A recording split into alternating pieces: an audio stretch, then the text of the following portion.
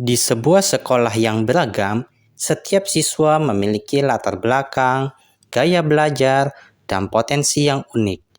Dengan adanya kurikulum merdeka, sekolah berupaya menciptakan lingkungan belajar yang inklusif dan mengakomodasi perbedaan-perbedaan tersebut. Setiap siswa menunjukkan cara belajar yang berbeda.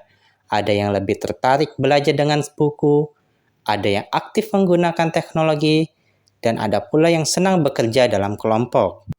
Guru memiliki tanggung jawab untuk merancang pembelajaran berdiferensiasi agar setiap siswa dapat merasakan pengalaman belajar yang optimal dan sesuai dengan potensi mereka. Ini adalah langkah penting untuk memastikan semua siswa, apapun gaya belajarnya, dapat berkembang secara maksimal. Kurikulum Merdeka menekankan pentingnya pembelajaran yang fleksibel, inovatif, dan relevan bagi setiap siswa. Guru dituntut untuk menerapkan strategi yang sesuai dengan kebutuhan dan karakteristik siswa.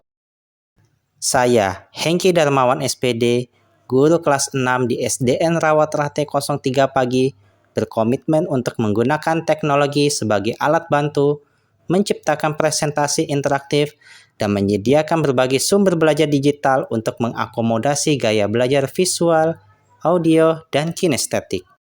Sebagai pendidik, saya juga berperan dalam membangun suasana kolaboratif dan bermakna, di mana siswa dapat belajar secara aktif dan mendukung satu sama lain.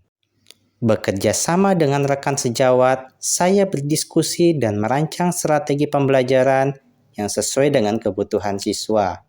Kolaborasi ini menjadi kunci dalam menciptakan inovasi yang relevan dan berdampak. Dengan menerapkan pembelajaran berdiferensiasi, saya berusaha menciptakan suasana belajar yang menyenangkan, di mana siswa merasa dihargai, terlibat, dan termotivasi untuk belajar. Inilah langkah awal menuju pengalaman belajar yang lebih inklusif dan bermakna bagi setiap siswa di SDN Rawat Rate 03 Pagi.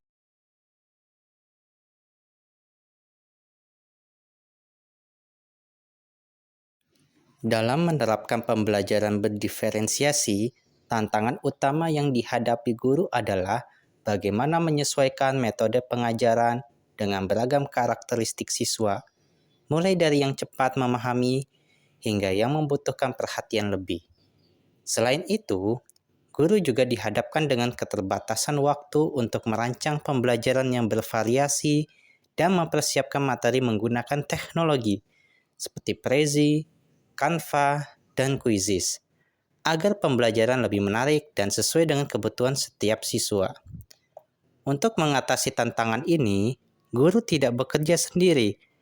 Kolaborasi dengan rekan sejawat seperti Pak Yunus menjadi bagian penting dalam merancang strategi yang efektif dan inovatif. Lebih lanjut, untuk memperluas dampak positif dari praktik pembelajaran berdiferensiasi, guru juga mengadakan sesi pengimbasan dan pelatihan bersama guru-guru lain guna berbagi pengalaman dan strategi yang telah terbukti efektif.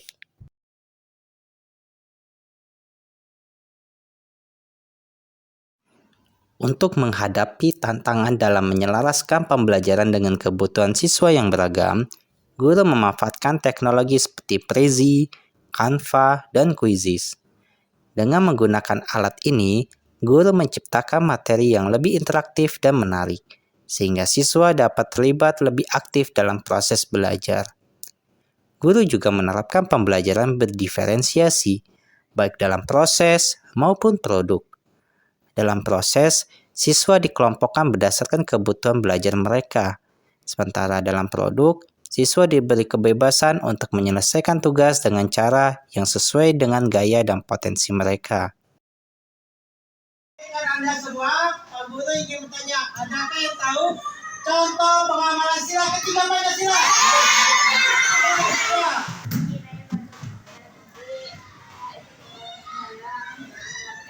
Beri tepuk tangan untuk saya. Sila-sila Pancasila dan keseluruhannya. 1. Sila pertama, ketuhanan yang Maha Esa. Sila pertama Pancasila menegaskan bahwa bangsa malam hari sangatlah indah karena bulan dan bintang bersinar cerah. Sila keempat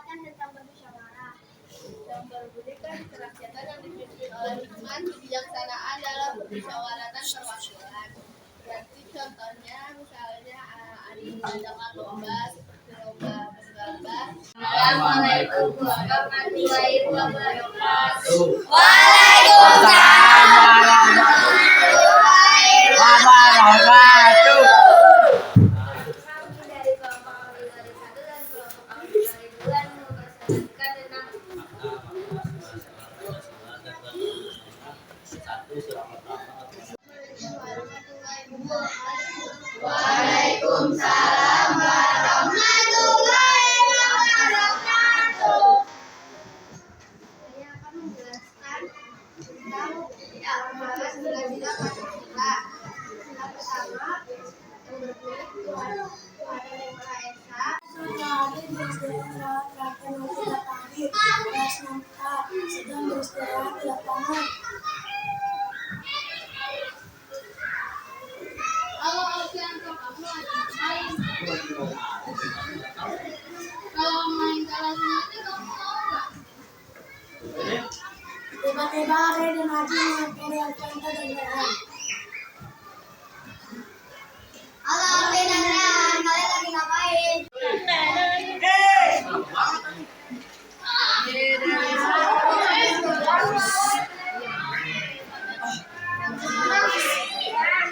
Kolaborasi menjadi kunci. Bersama rekan sejawat seperti Pak Yunus, guru mendiskusikan dan merancang strategi pembelajaran yang inovatif dan efektif. Berkolaborasi ini memastikan setiap rencana yang dibuat dengan kebutuhan siswa dan dapat diimplementasikan dengan baik. Sebagai rekan kerja Pak Heki, saya melihat dampak nyata dari pembelajaran berdiferensiasi ini sangat positif bagi siswa. Mereka menjadi lebih terlibat dalam proses belajar karena materi yang disampaikan sesuai dengan gaya belajar mereka masing-masing.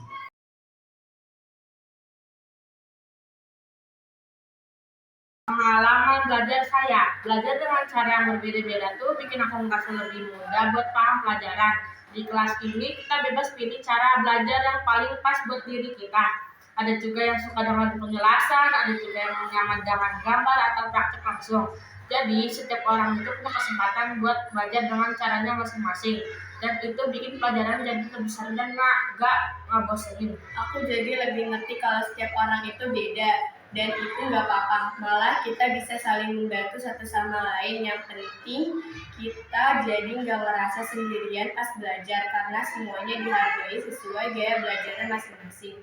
Buat aku ini pengalaman yang nggak cuman ngasih ilmu tapi juga ngajarin cara menghargai perbedaan dan menikmati proses belajarnya.